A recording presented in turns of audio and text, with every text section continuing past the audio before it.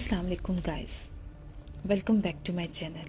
आज फिर से हाजिर हुई हूँ एक नई स्टोरी के साथ। आज मैं आपको अपनी कज़न की कहानी सुनाती हूँ और अपनी कज़न की कहानी मैं उसी की ज़ुबानी सुनाती हूँ। मेरी कज़न की कहानी है जो उसी की ज़ुबानी सुनाती हूँ। ये बात गर्मियों की छुट्टी है, जब मैं अपने गांव में छुट्टियां गुजारने गई थी। हमारा गांव एक पहाड़ी इलाके में है जहाँ जहाँ पर असरात होना मामूली बात है। मेरी खाला गांव के स्कूल में टीचर भी थी। स्कूल हमारे घर से काफ़ी फासले पर वाक़या था और छुट्टियों में अपनी खाला के साथ इनके स्कूल जाया करती थी। एक दिन मामूल के मुताबिक मैं और मेरी खाला स्कूल की तरफ जा रहे थे कि रास्ते में एक आंटी ने मेरी खाला को रोका, सलाम दुआ की और नॉर्मल इधर उधर की बातें करने लगी। मैं अभी पास खड़ी ही थी और इनकी बातें सुन रही थी। फिर उन आंटी ने मेरी खाला को बोला कि सुनने में आया है कि आपके घर वाली साइड पर एक चुड़ैल घूम रही है और किसी शख्स की तलाश कर रही है। और मज़ीद उन्होंने बताया कि चुड़ैल ने अपने सर पर कफन बांध रखा है और किसी का जनाजा सर पर लेकर घूम रही है। मैं इनकी बातें बहुत ध्यान से सुन रही थी। मेरी खाला ने इस बात से इनकार किया और कहा कि नहीं, ऐसा कुछ नहीं है, ये सब कहने की फजूल बातें हैं।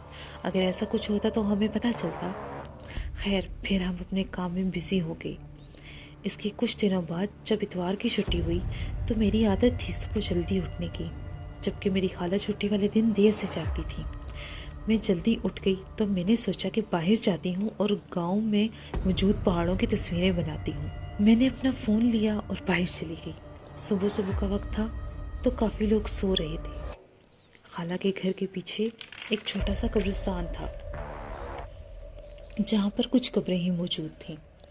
मैं जब वहाँ से गुज़री तो मुझे वहाँ किसी की मौजूदगी का एहसास हुआ, लेकिन मैंने इधर उधर देखा तो वहाँ किसी को ना पाया।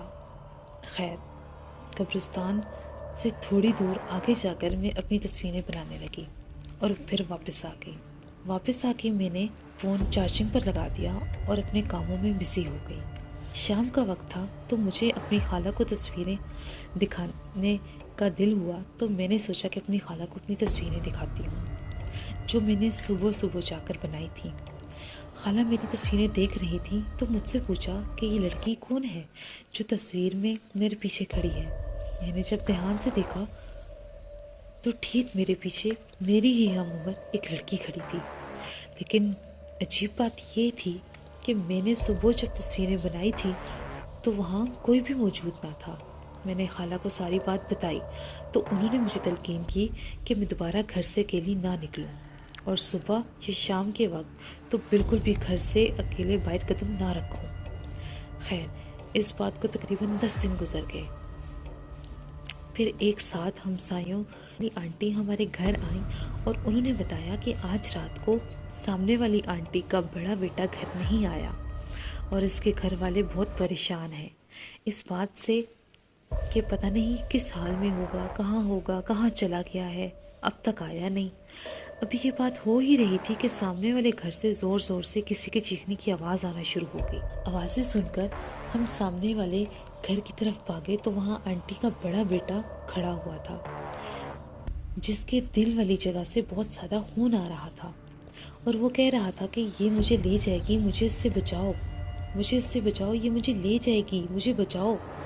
इतनी बात कहकर वो ज़मीन पर गिरा और उसके जिस्म से एक अजीब चीज़ निकली जिसके सर पर एक धड़कता हुआ दिल पड़ा हुआ था और देखते ही देखते हवा में गुम हो गई। उसके बाद मैं बेहोश हो गई और फिर नहीं मालूम कि क्या हुआ। जब मेरी आँख खुली तो मैंने अपने आप को शहर के एक अस्पताल में पाया। उस दिन से लेकर आज तक दोबारा मैं गांव खाला के घर नहीं गई। जब मैंने वो तस्वीर निकाल कर देखी थी तो इन तस्वीर से वो लड़की गायब हो चुकी थी। वो लड़की कौन थी, आंटी के बेटे को क्यों मारा, वो सब एक पहेली बनकर रह गया है। बहरहाल, मैं आज भी इस वाक़ये के बारे में सोचती हूँ तो रूह कांप उठती है। मुझे बहुत डर लगता है, इसीलिए मैं कभी इस वाक़ये का ख्याल नहीं करती, कभी सोचती नहीं हूँ। लेकिन जब सोचती हूँ तो मेरा दिल कांप जाता है, डर जाता है। गाइस, ये थी मेरी कज़न की कहानी। अगर आपको मेरी स्टोरी पसंद आई تو آپ میری ویڈیو کو لائک کریں.